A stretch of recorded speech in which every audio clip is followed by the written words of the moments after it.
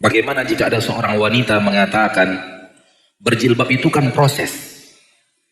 Lebih baik berjilbab hati dulu sampai siap, karena percuma pakai jilbab tapi hatinya masih kotor dan belum dihijabi. Apakah pendapat ini bisa membatalkan syahadat?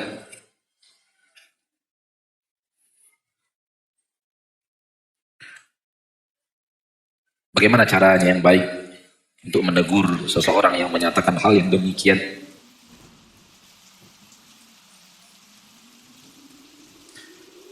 Terlihat dari pertanyaan, wanita ini tidak mengingkari jilbab, tidak mengingkari hukum wajibnya menutup aurat, iya atau tidak?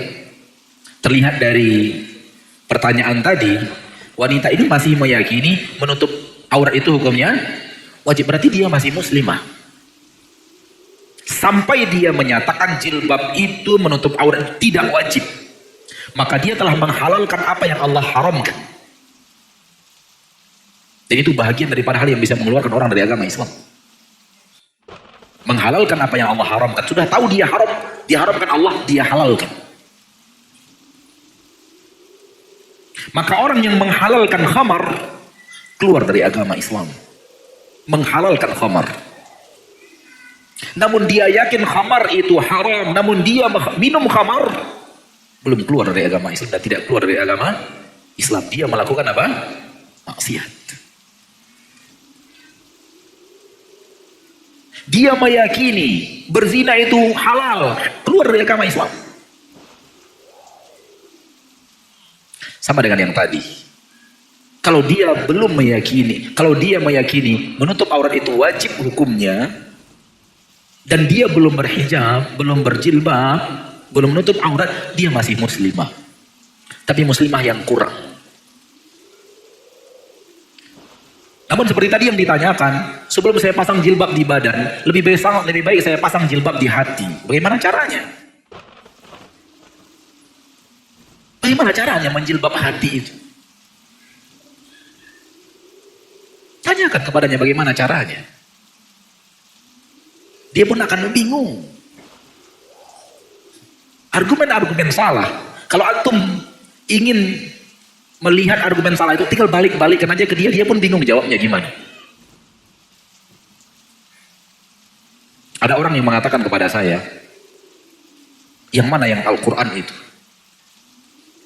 Saya katakan Al-Quran itu mulai dari Al-Fatihah sampai An-Nas. Dia mengatakan itu bukan Al-Quran, itu surat.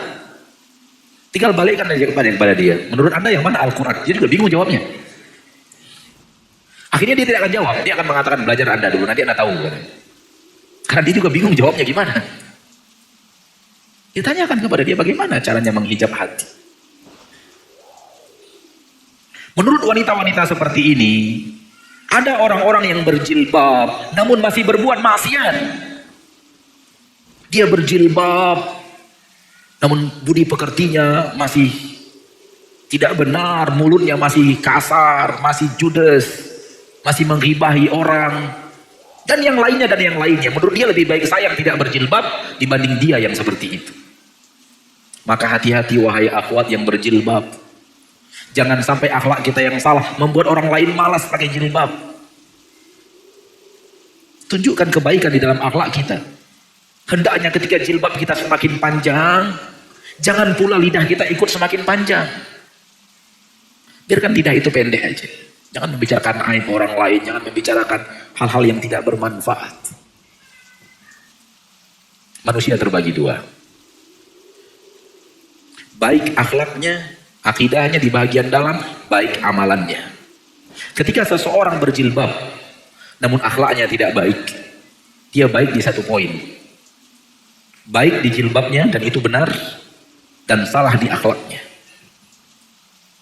Dan ketika wanita yang tadi baik di akhlaknya, tidak berjilbab, juga memiliki satu kesalahan. Salah di jilbabnya, sudah baik di akhlaknya. Yang terbaik dari semua itu adalah yang benar kedua-duanya. Dia benar di akhlaknya dan benar di jilbabnya. Akan tetapi ketika dia mengatakan Saya belum akan pasang jilbab kalau hati saya belum berjilbab. Itu hanya argumentasi-argumentasi yang dia ingin mengulur-ulur pemasangan jilbab itu. Tapi paling tidak alhamdulillah dia tidak meyakini bahwa membuka aurat itu hukumnya boleh dan halal. Wallahu a'lam bishawab. Nah memang boleh jadi ada orang yang berjilbab akhlaknya lebih parah daripada orang yang tidak berjilbab. Itu tidak terlalu kemungkinan. Walaupun masih banyak orang yang berjilbab akhlaknya luar biasa hebat. Namun iblis selalu mempertontonkan kepada kita yang salah, bukan mempertontonkan kepada kita yang benar, supaya mengajak kita kepada yang salah.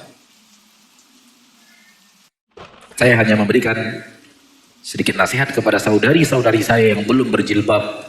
Muslimat, hati-hati, mau datang tanpa memberi tahu.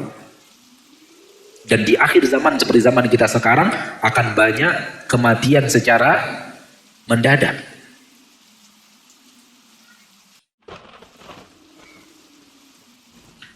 Kematian secara mendadak tidak hanya jantung, kecelakaan, tenggelam. Bahkan ada orang yang mati mendadak hanya karena duduk di halte. Mati mendadak karena ada mobil yang tiba-tiba nabrak dia, padahal dia cuma duduk di halte, Pak. Tiba-tiba mobil ngaur, orang mabuk, nabrak.